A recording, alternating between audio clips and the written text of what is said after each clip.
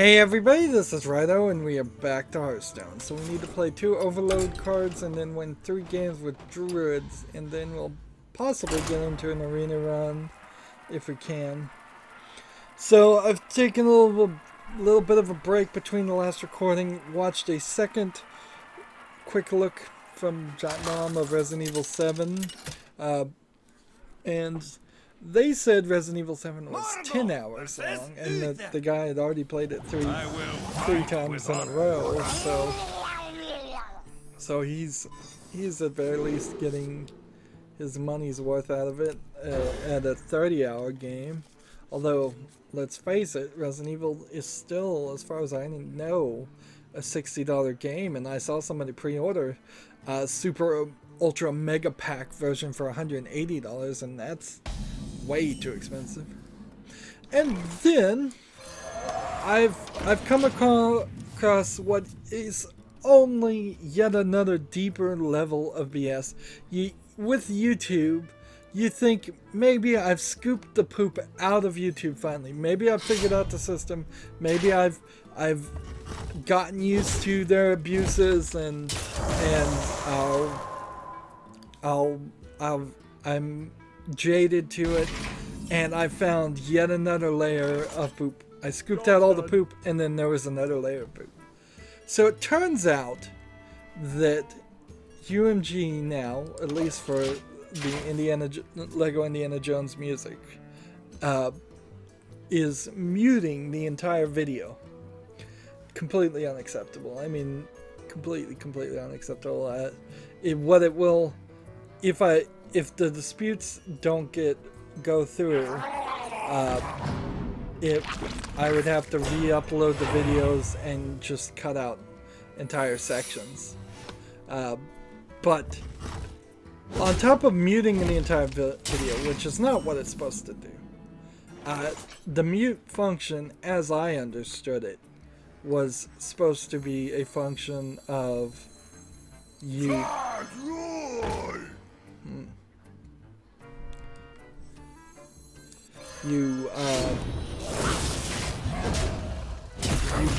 They muted the section or the audio that was objectionable. So of the 1 minute in the 30-minute video, that section would get muted, which that's still pretty awful, but not terrible.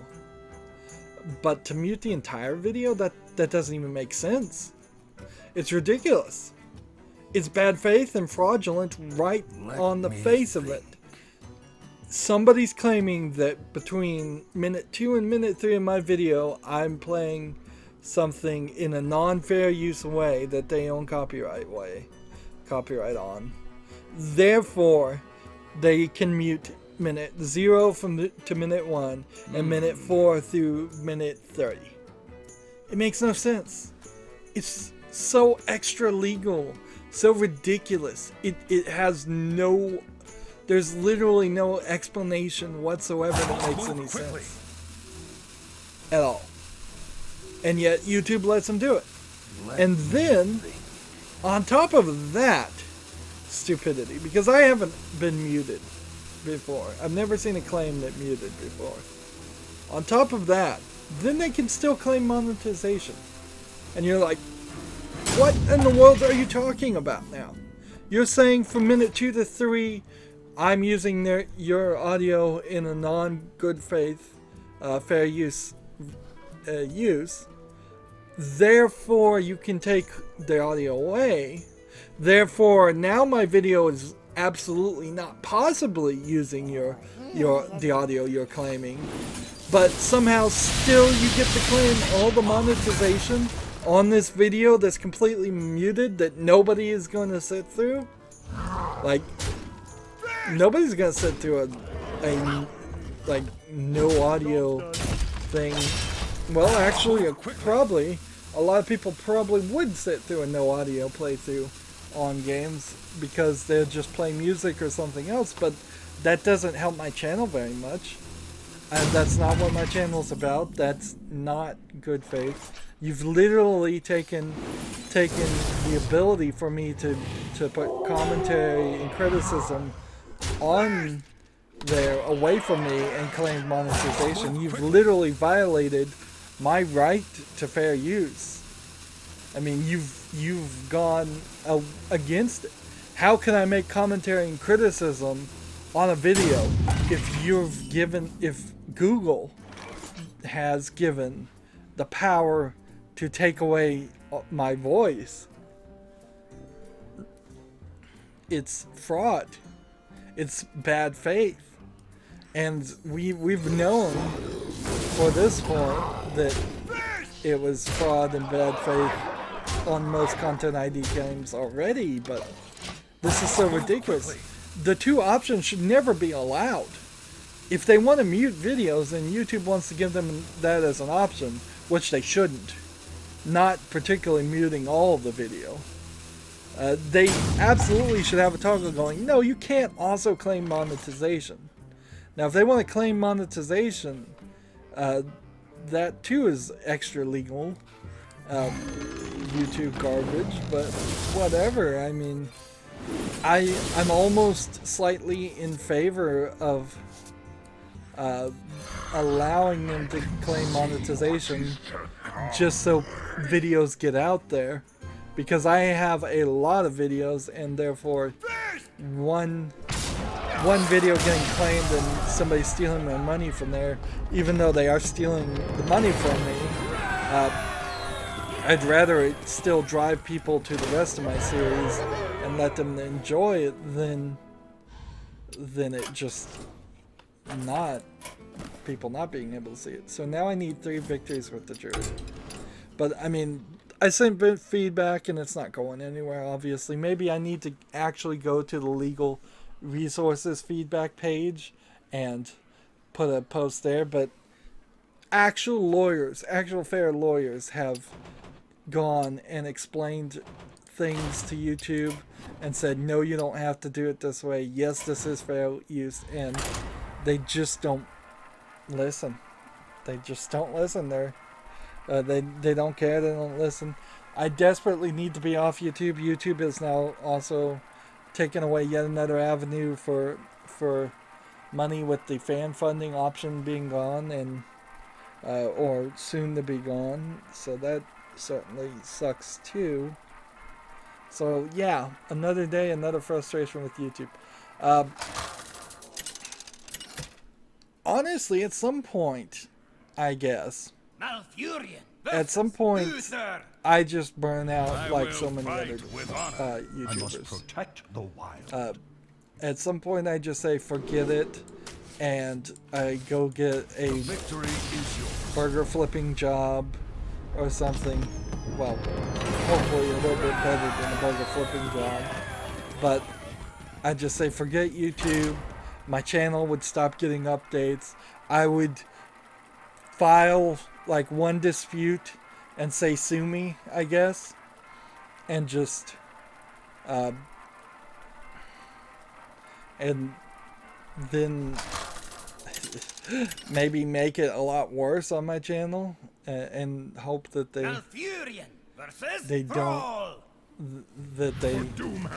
don't actually sue me. But I mean, even now I'm hoping that nobody actually sues me.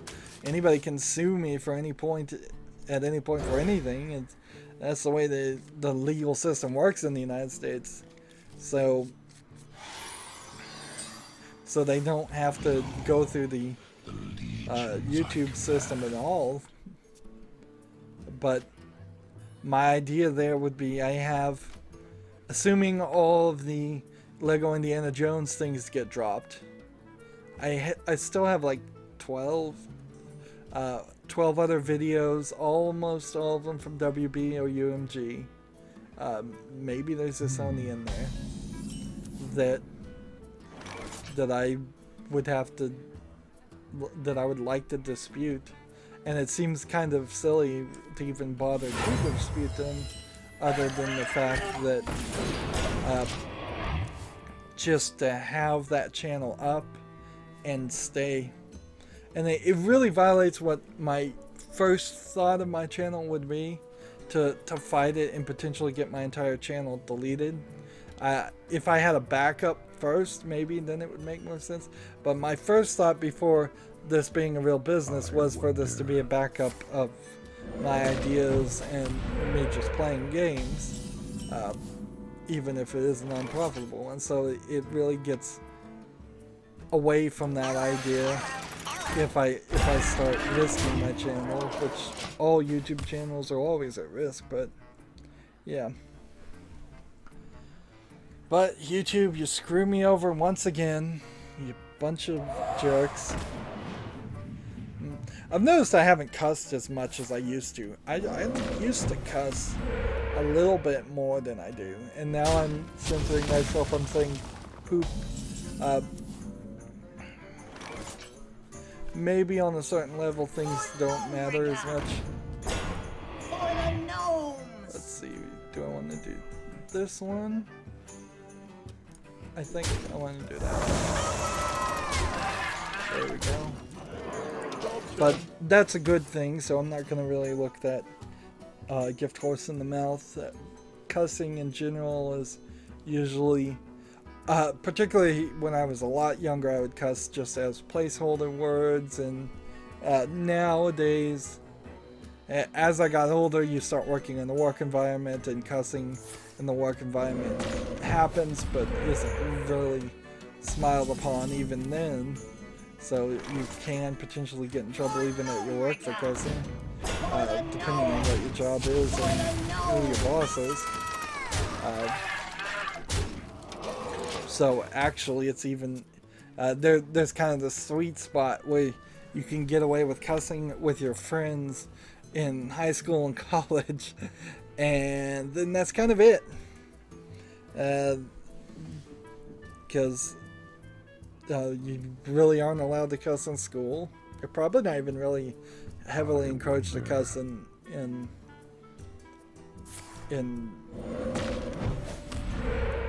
college, and work usually also has a problem with it.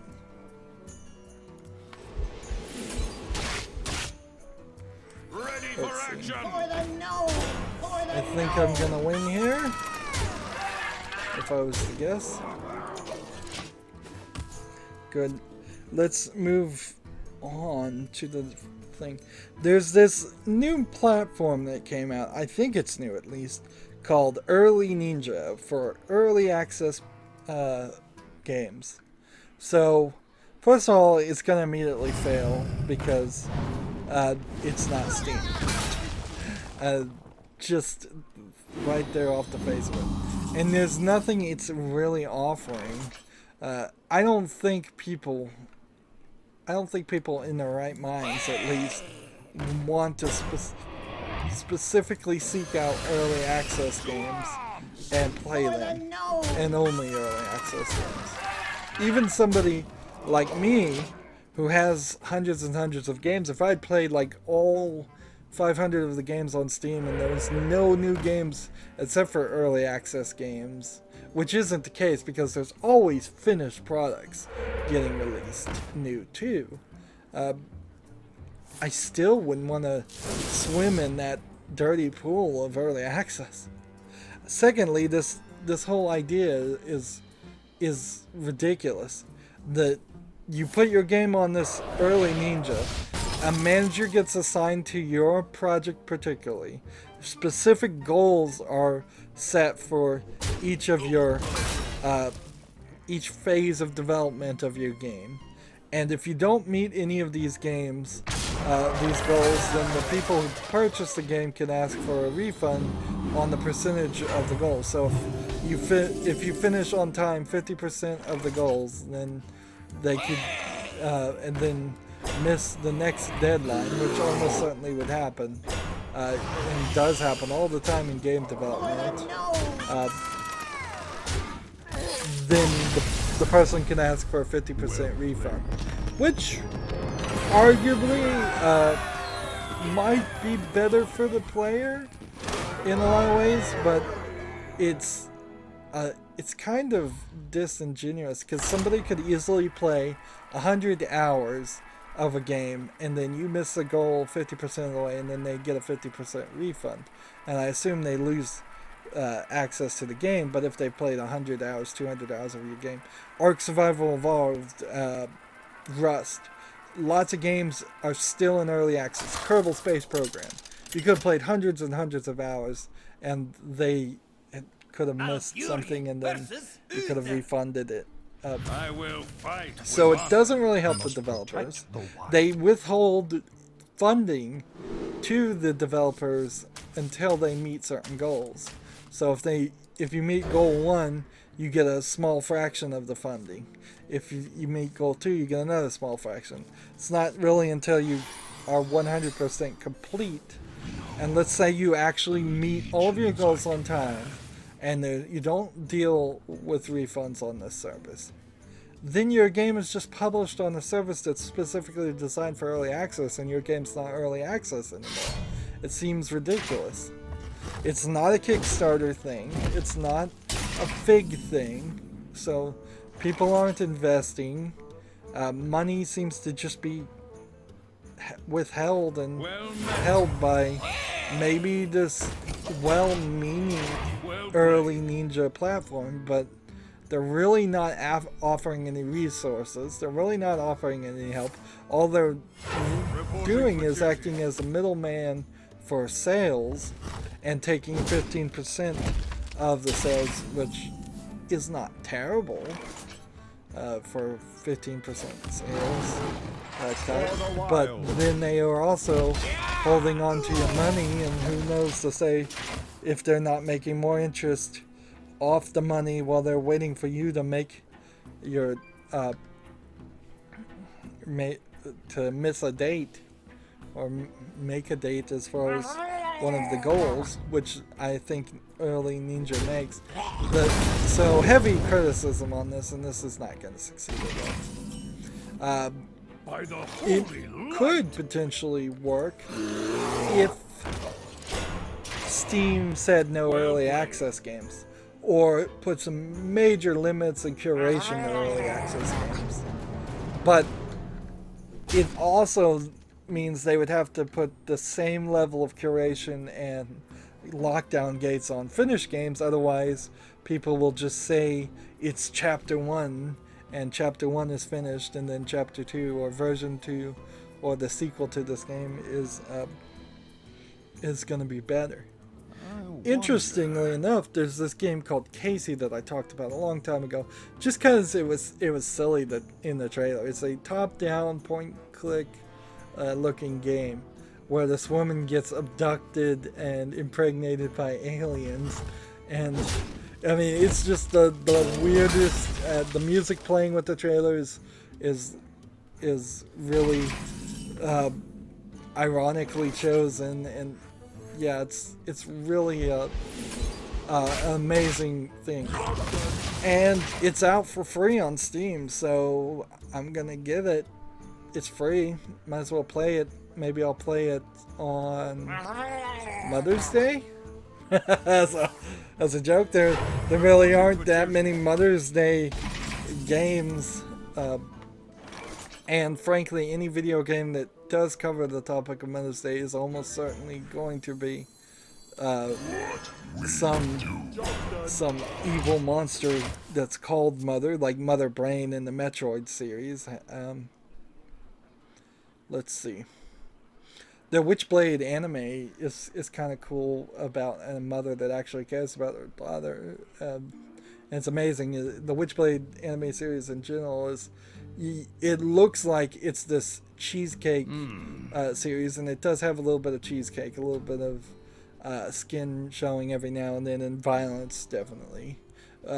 Fan service stuff. But they snuck into it a really touching mother-daughter relationship too.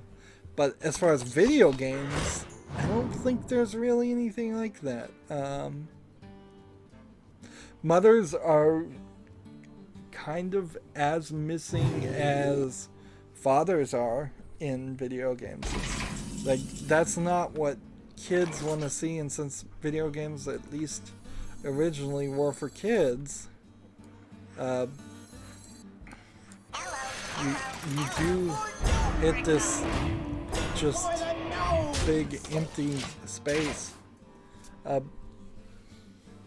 suppose you could say maybe StarCraft 2, the one of the Zerg was supposed to be the mother of a new generation of Zerg, but I mean, you're talking monsters again. That's about the only time it even comes about. It's funny, video games has a very odd relationship with procreation. It's like they don't want to show the act of beginning to have a family, and they don't want to show the act of having a family afterwards. It's like everybody's an orphan. You were spawned in the test tube. You're a clone, apparently. I guess it's just weird. And there's a whole family in Resident Evil 7, although I'm not sure they're really related. I'm not red. Let's see. Let's kill this one.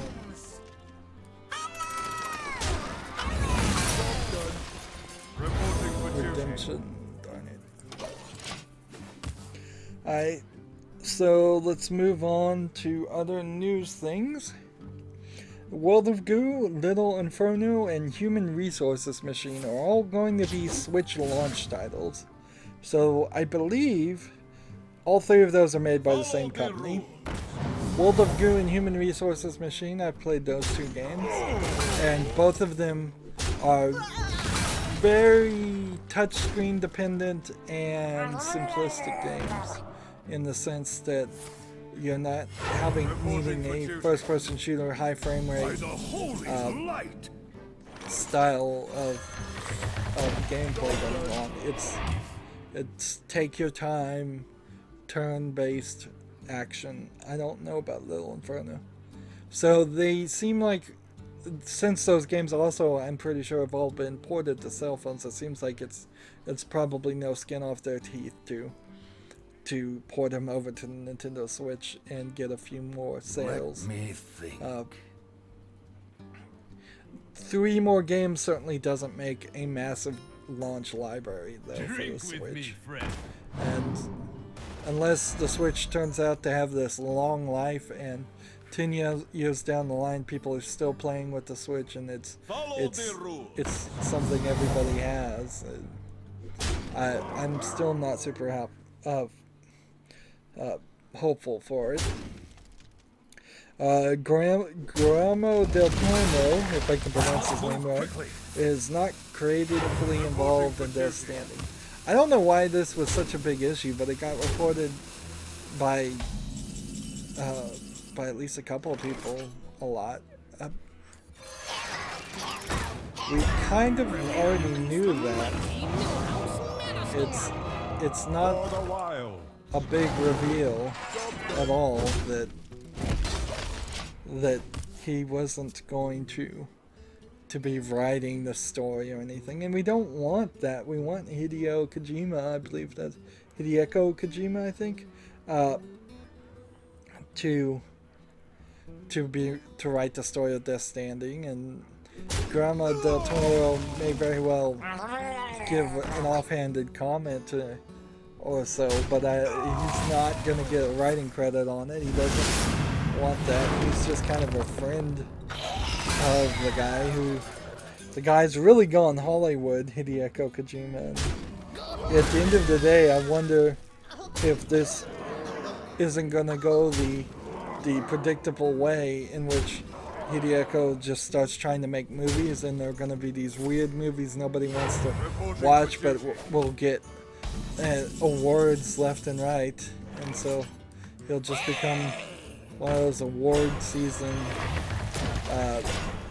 producers that make the documentaries and the weird movies nobody in the real world ever watches, but get Oscars nonetheless. The Oscars are coming up soon, and the Red Turtle, which was the Miyazaki movie made by a French company in the style of Miyazaki, so like Studio Ghibli worked with them a little bit, maybe for the in-betweens or the writing the story, but it was mostly a French company. that got nominated for best animated movie, which is really the only movie category I even care about on the Golden Globes or the Oscars. And Your Name certainly didn't get nominated, so again, that's a shame. The only times any Japanese anime movies have ever succeeded, they have been a Studio Ghibli movie. And so there's still a good chance that this year the Ghibli movie, or at least a half Ghibli movie in The Red Turtle, will succeed. But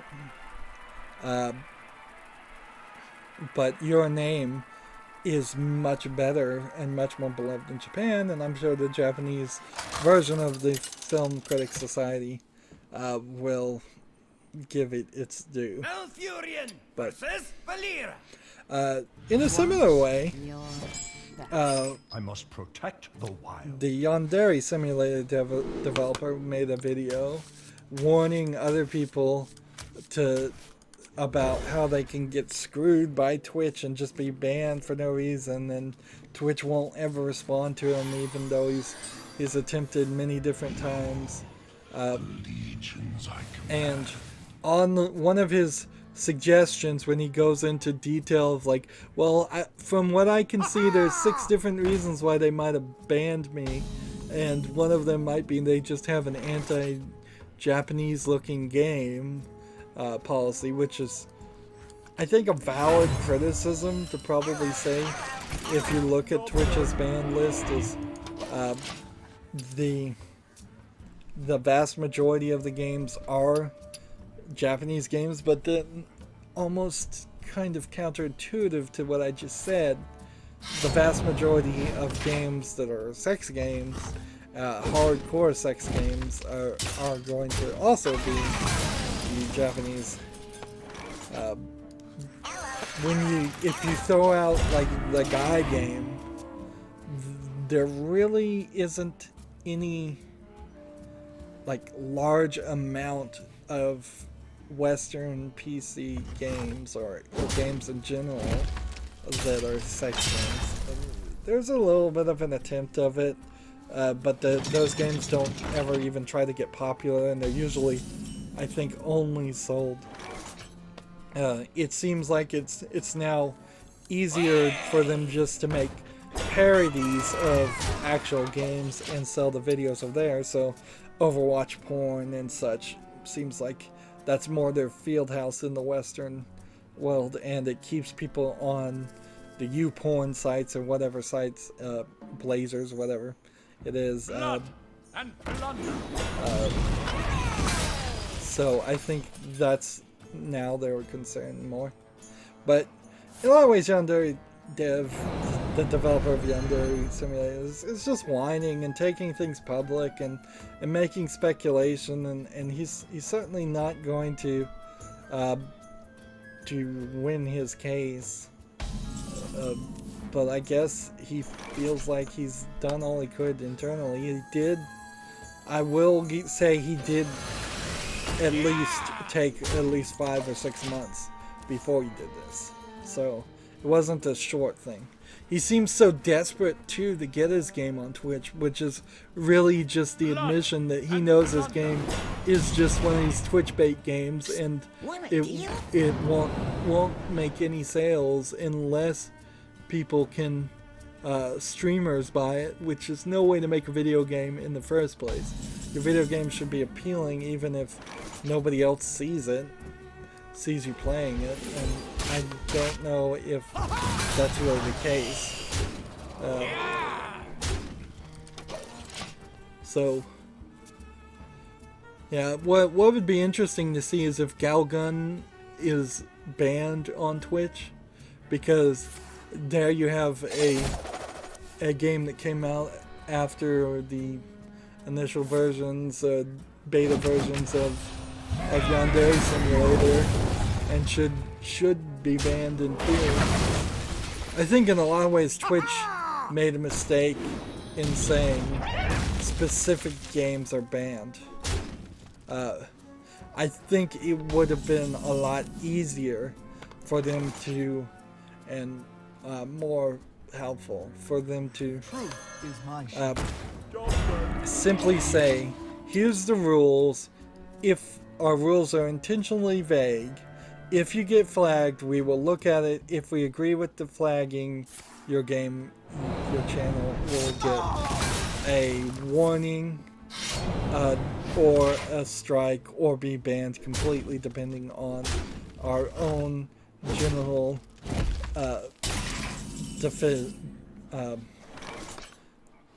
decision.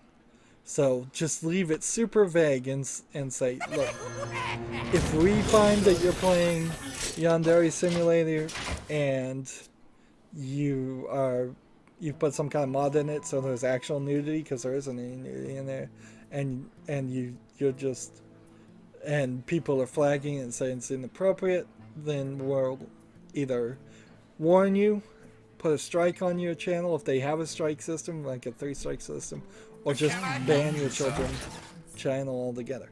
In the bigger element here, it is dangerous that Twitch and YouTube are the only realistic places to have your video content.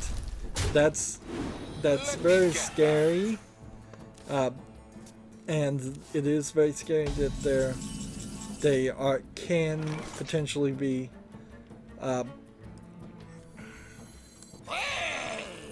rather random about enforcement of rules, but let's see, cost less for each minion that's died this turn. So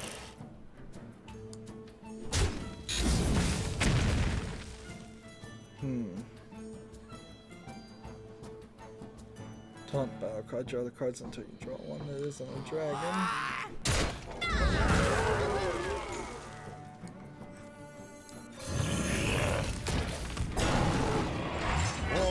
So yeah, that whole thing is scary, but it is also even scarier. Twitch is nothing. Seems like Mary Kish from GameSpot, who was somebody I was trying to keep an eye on because I thought she might come over to Giant Bomb, and now it seems more and more like,